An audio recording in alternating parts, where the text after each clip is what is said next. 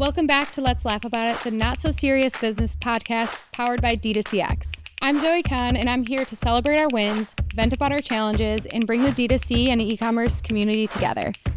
Welcome back to Let's Laugh About It, a not-so-serious business podcast. I'm your host, Zoe Kahn, and today I am joined by Ryan Dell. He is the former SVP of Global Marketing at Turtle Beach, and you guys know how I love my gaming, and previously the president and CMO of Movement Watches. On this podcast today, we are going to learn about how Ryan is a seasoned marketing and growth leader. Ryan has a track record of helping iconic consumer brands scale and thrive. He spent his career at the intersection of brand storytelling, customer engagement, and digital transformation, guiding teams through high growth environments and shaping strategies that connect with millions of customers. Now, I'm really excited to talk to you about many things, but one, the gaming part, and two, you went through a really cool acquisition with Movement Watches. And I, it was like a very, a lot of our listeners probably were following that whole acquisition and everything too. So tell us a little bit more about what you're doing, like your background, what you're doing today. Tell the listeners a little bit more about you. So up until recently, I was running marketing at Turtle Beach. So that's a $350 million public company, market share leader in gaming headsets, number 2 market share in controllers. And so there I ran brand creative, acquisition, retention marketing, PR, and international. Prior to that, been with the company, was there for 5 years. And prior to that was at Movement. And when I started at Movement in 2016, it was $20 million-ish business. The two founders had raised startup capital on Indiegogo, and so it was self-funded and profitable. It hired their friends because that's what you do. And to grow the business, they wanted to bring in like executive marketing leadership, so they went out and to hire a marketing executive, and that was me. I was the first guy over 30, much less 40. Earlier you said they needed some gray hair in the room. Yes, they needed some gray hair in the room. That's what they were looking for. So yeah, help grow the team, help them. I learned as much from them as hopefully they learned from me, and we scaled it from a $20 million business to $70 million plus. And sold it for $100 million to a strategic watchmaker public company. Movado Group is a $700 million public company, and then stuck around for a couple years to run it as president. And before that, I was at a company called FTD Companies, formerly Provide Commerce. That's brands like ProFlowers.com, Sherry's Berries, 7 different kind of D2C brands. So there I ran marketing. I had $80 million in marketing budget to spend across those 7 brands. I ran a brand there that was similar, like a $40 million business.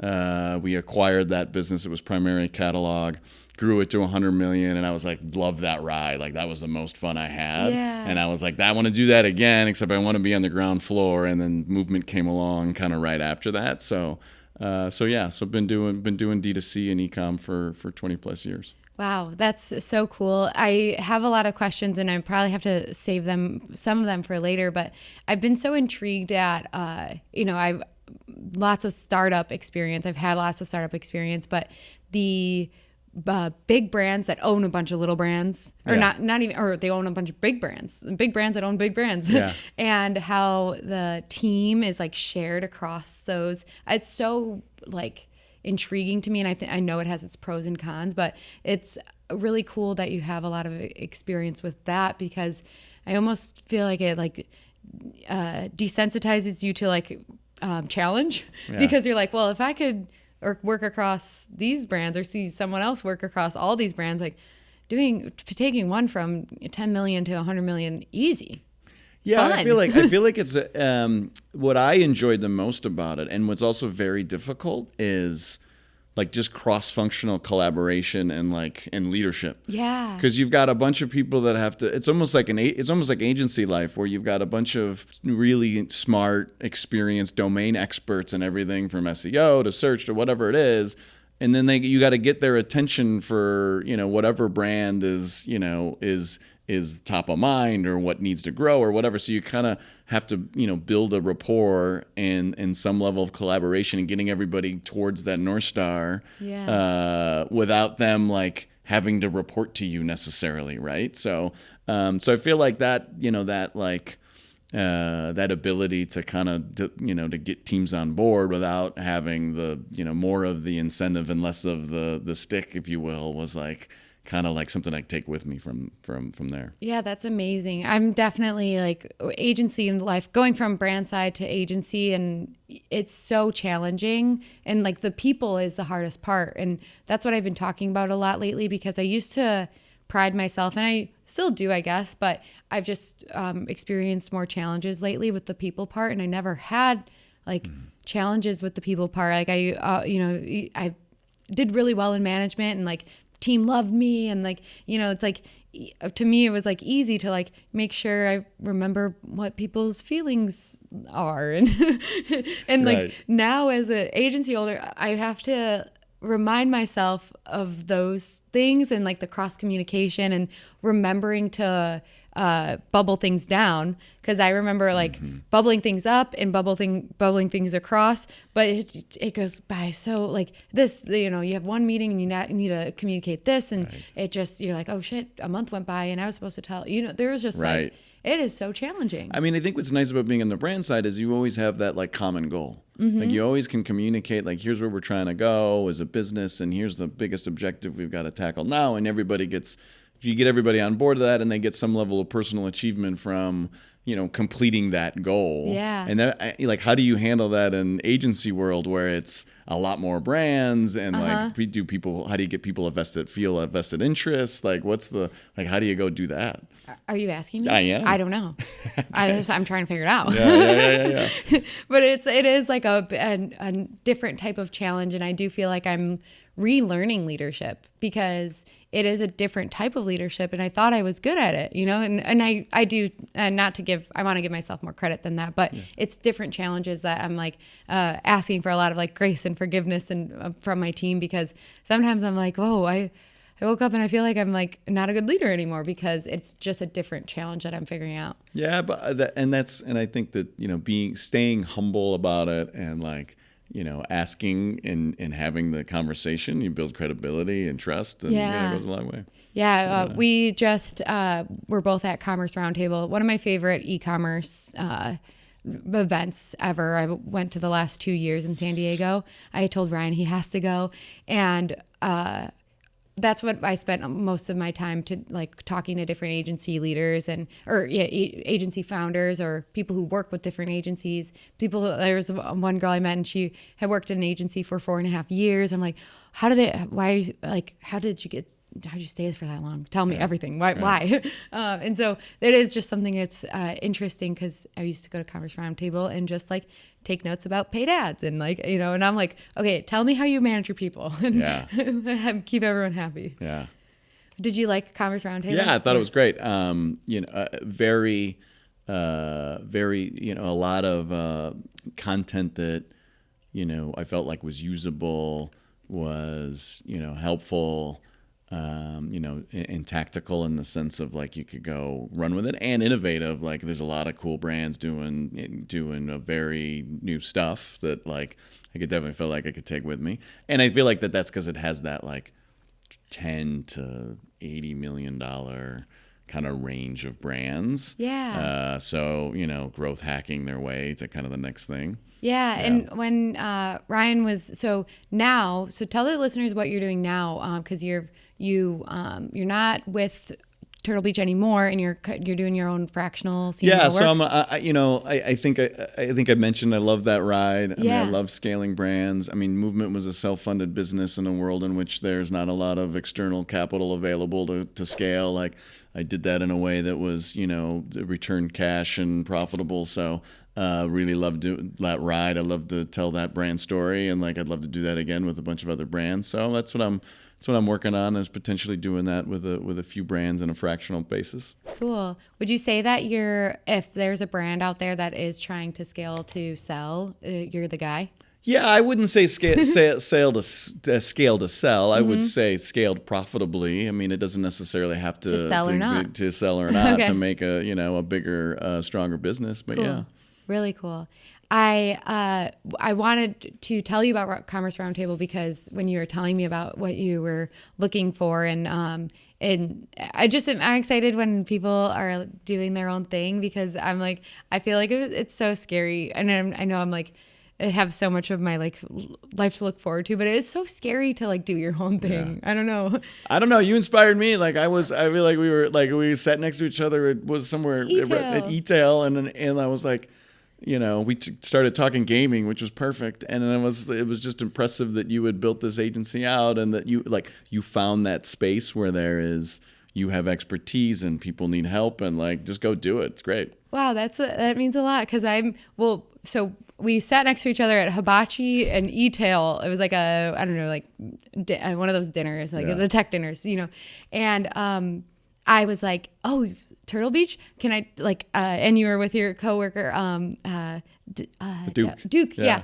And they just listened to me like ramble about Pokemon and stuff. And I was like, this is perfect. Sorry I talked it's market research. I was doing market research. And yeah, I'm like telling him, showing him some of my like gaming like friends. I'm like, you should send them headphones. And like, it was really fun. And I really appreciated like hearing about your story with movement and because I was familiar and, but it's cool because it's doing your own thing is like scary but fun and so the Commerce Roundtable when you were talking about what you want to do I'm like that room is like full of everyone those people right yeah it's great yeah. So laughable moments are what we talk about here on Let's Laugh About It, hence the name. Everyone has these serious business podcasts and I love those too, but do you have a laughable moment to share with we haven't done anything funny yet, I guess. I'm supposed to be funny. Yeah, you're not funny enough. I haven't laughed nearly enough. The listeners aren't laughing, I can tell. Okay, let's see what I can do. All right, so you prepped me on this, so I'll see if this is a good story or not. So the listeners, comment down below if you think this is a good story. Yeah, there you go. I have two. So one was, and I don't have to tell this. You can cut it out. You can roll it. We'll see. So one is my first 2 weeks of movement.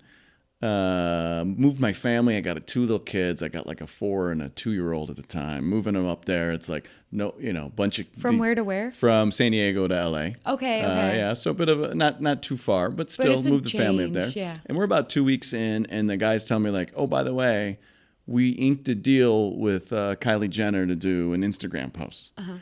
2 posts, like $300,000. I mean, we were self-funded. I just came from a business that was spending $80 million a year, and like we didn't spend that kind of we didn't spend that money on anybody. Yeah. And I think I would have had to go on to like pretty much the board of directors for that kind of level. Right, so I was like, okay, sure, yeah, that sounds great. I mean, just because how old were the founders at the time? 25, probably 25. Yeah. Like, okay, good idea. So okay, let's do it. We bought it. Let's go make it happen and get in a war room. Did you know Kylie Jenner?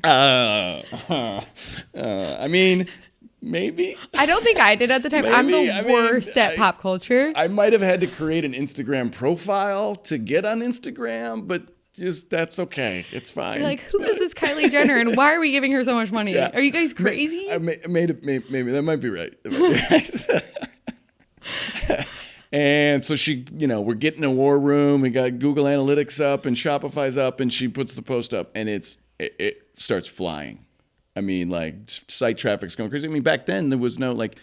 If your followers got your post, like there was no, there was no like you saw every post that you followed. Yeah, I remember that. Yeah, and she had millions and millions of followers. So it starts going, and then Instagram goes down. I mean, how often does Instagram go down?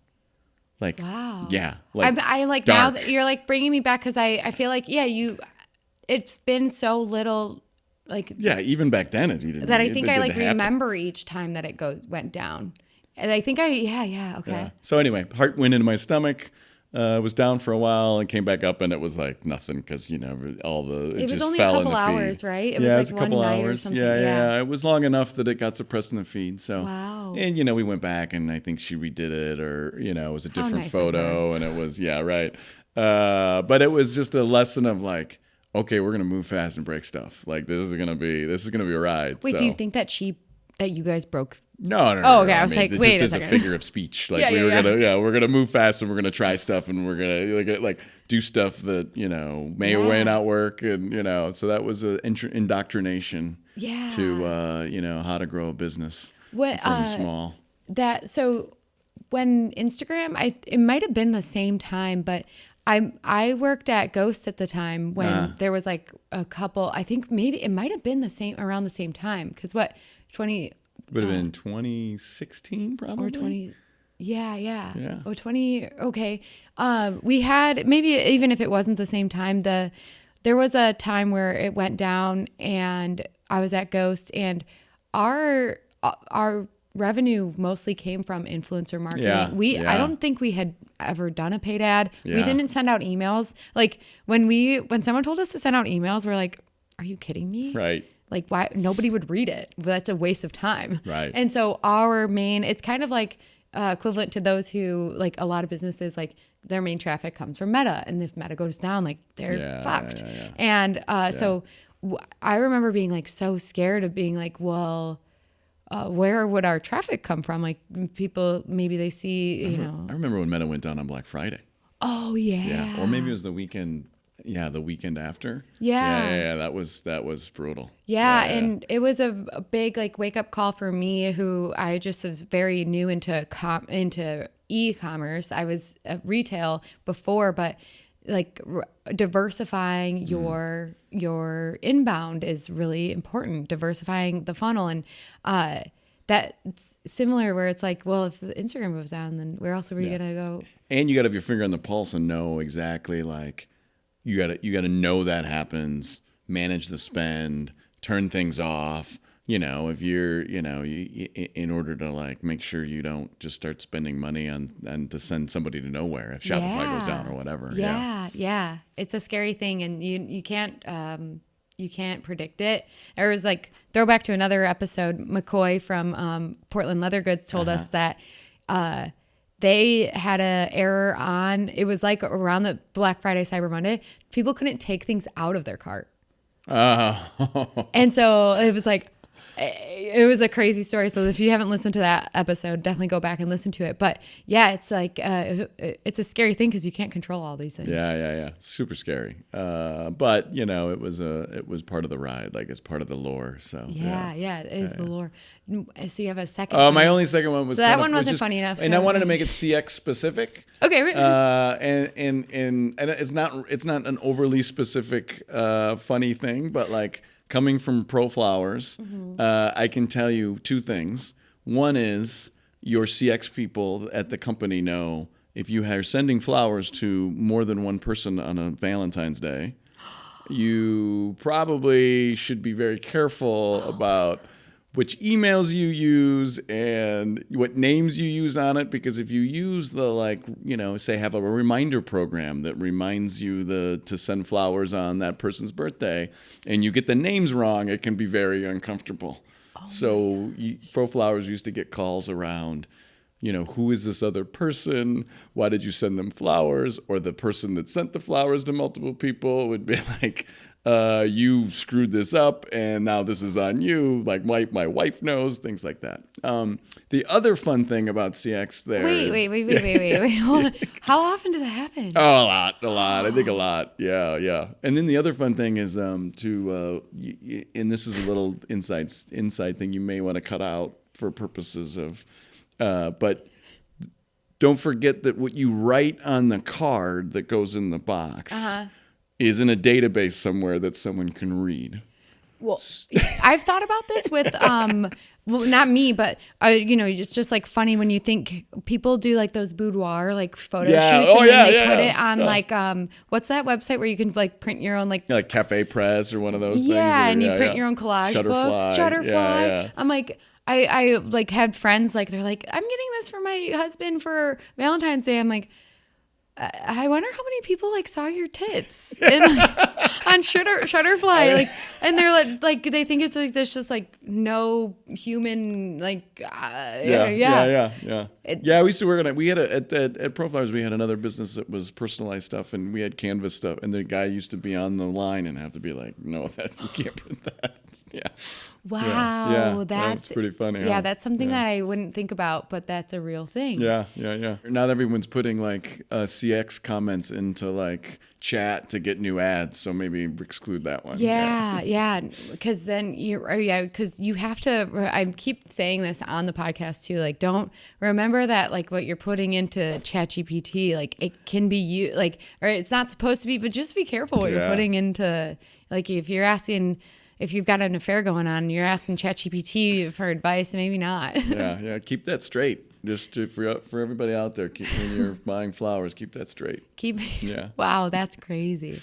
Now, what did you do before the flower company again? You were at, before Proflowers? Yeah, Proflowers. I actually was in financial services, so I got my start in at HSBC. So we did auto lending. It's actually here in San Diego. We did national auto lending. We were one of the first direct to consumer auto lenders. Oh. So if you think about way back in the day, this isn't the gray hair showing. Like, you'd have to get auto financing. You'd have to actually go into a dealership, sit behind someone and do the paperwork. And so we were one of the first to do that direct to consumer.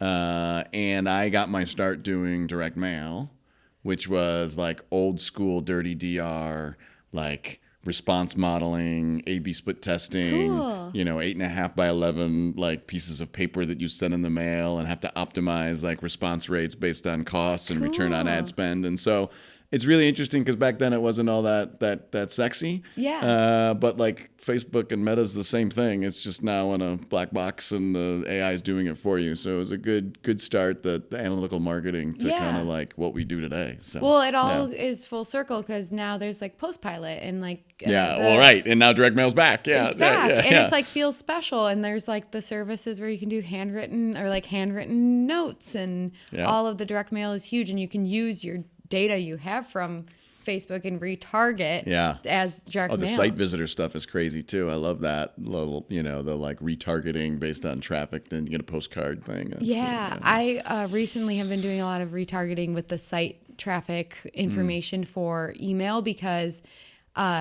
with the larger and larger your list goes and the different products that you have, you're like, you might have, I'll just use like G Fuel, for example, because I like to talk about them a lot because gaming, Yeah. But you might have people that shop on your site because they love anime, but then the anime crowd might not care about a like Doom drop, like, or Doom video game. And so I am like, well, let me help me segment of just like show me who has even looked at it. And if I don't want to bother my anime people if they don't, like care about this stuff. Yeah. And I love using the site traffic for that. Totally. That makes sense. Yeah.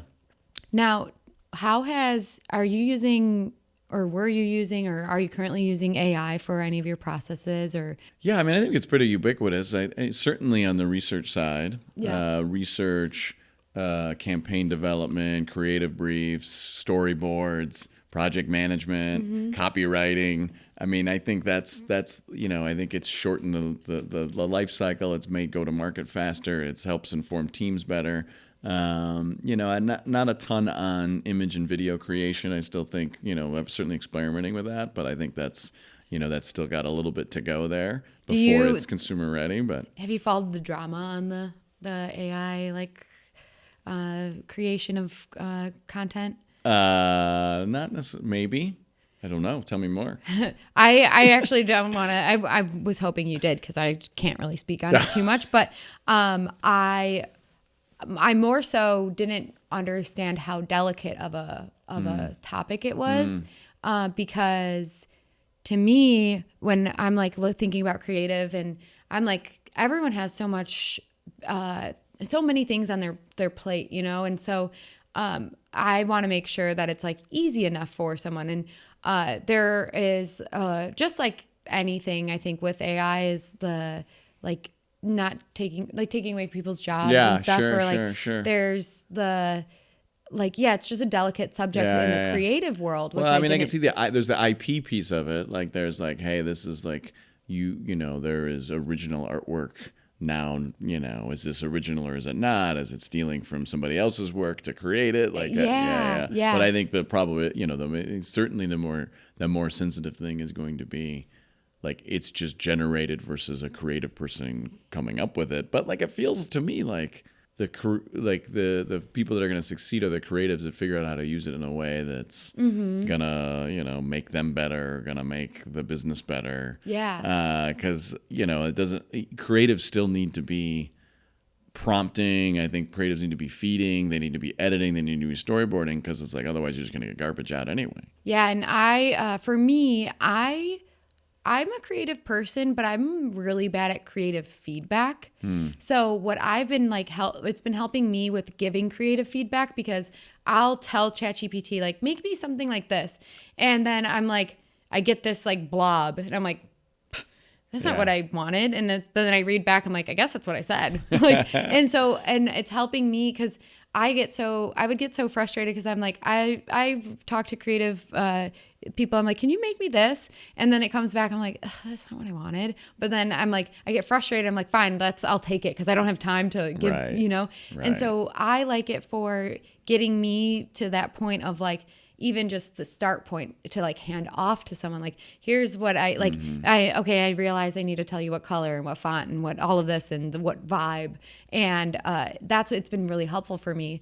But it is a whole new thing. But actually, the first episode of Let's Laugh About It, we talked about Caleb, who his brand, somebody stole his voice and was using it for ads and talking about a similar product that he founded a brand called Haven, and they made like bags that were like had compartments and like so that you don't just have all your stuff in a gym bag and it's all over the place, but like organized gym bags basically.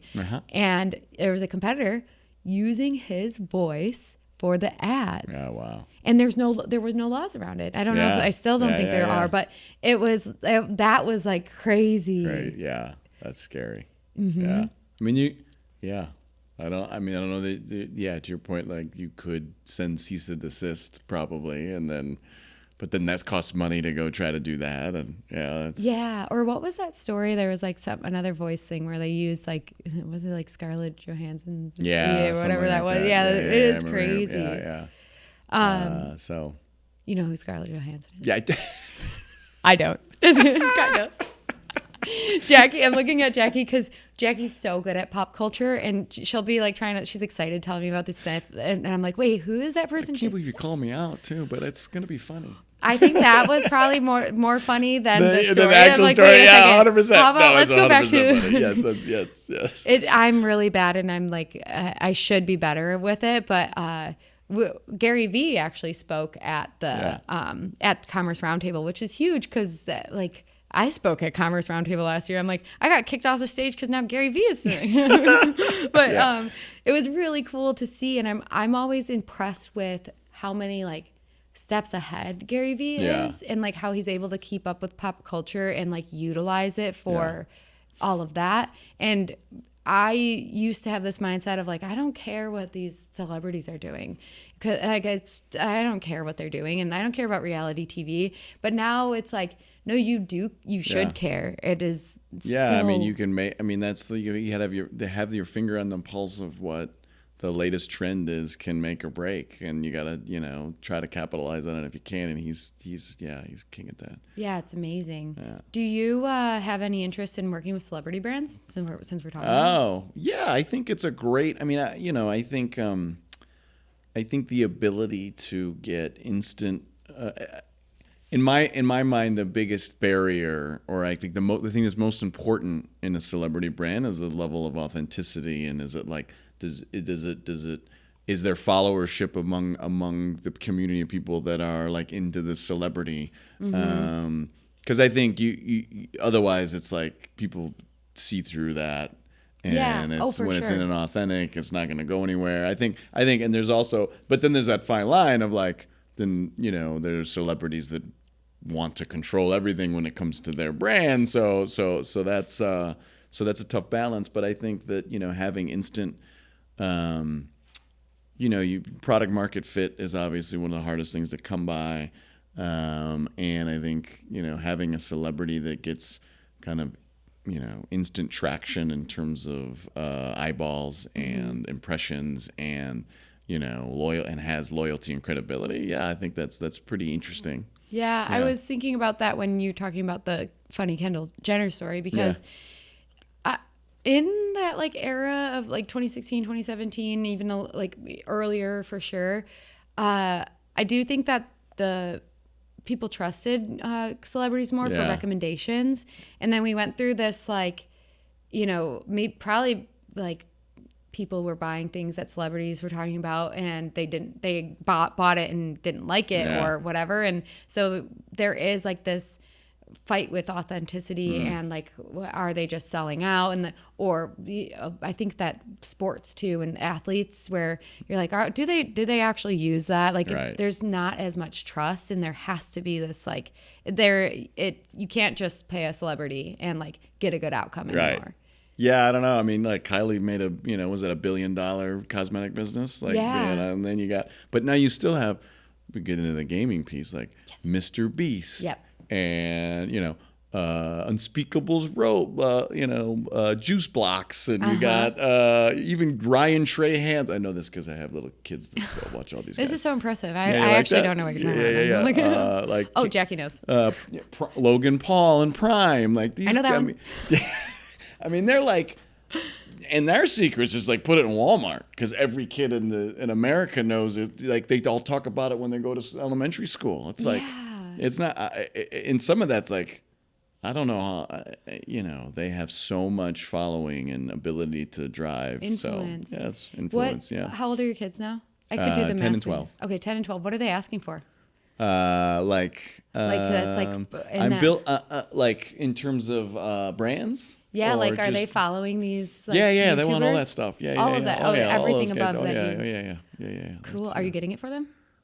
Yeah, it's kind of harmless. Yeah, I think it's okay. Yeah. Do you make them? You give them allowance for it? They make their own money through doing stuff like wash cars. Yeah, so they mow the afford lawn, things like that. Cool. But they spend more of it on like Roblox and all that crap. Digital. Yeah. That's $3, Cool. Yeah. I love the gaming world, and as I said a million times, even on this podcast, but it is a whole different world, and trying to put yourself in the demographic that you're not in anymore, where I'm like getting ahead of the generations, and it's just the content and like the that younger generation of like what they're watching, and you watch it, and I don't know, did you ever follow Gary V's when he had the personal trainer that like followed him around, Science Fitness?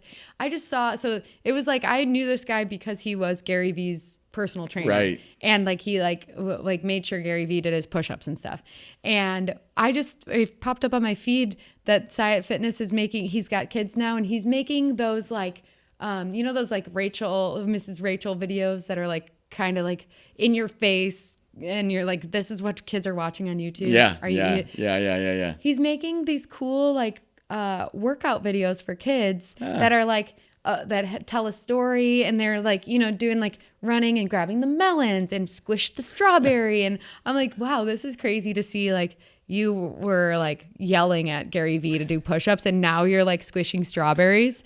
This is impressive to watch you like go with the trends and understand what's like, and now you have kids and you understand that like all the kids are obese now, unfortunately, and like what they need. And it's a whole like, I get so siloed, I think, into like even just my demographic or close to it. And it's impressive to see people lean into. Yeah, you got to go, I call it going down the rabbit hole. Like you got to, for whatever that customer you're trying to market to or sell to. Yeah. You got to go down the rabbit hole and go, you watch one YouTube that's in that demo, you'll get the suggestions for the next, and you got to watch that one, and then you got to go to Instagram, so you could, like, that's the only way. Yeah, and I'm like, I didn't even know there was this side of the internet. Yeah, I love watching my friends' For You page of like what pops up on theirs, because I'm like, Or like it's scary when there's like sometimes you see Boys For You page and it's like so violent. I'm like, like why? I didn't even know that was allowed to be on the internet. The algorithm knows. The algorithm knows. It's so crazy. But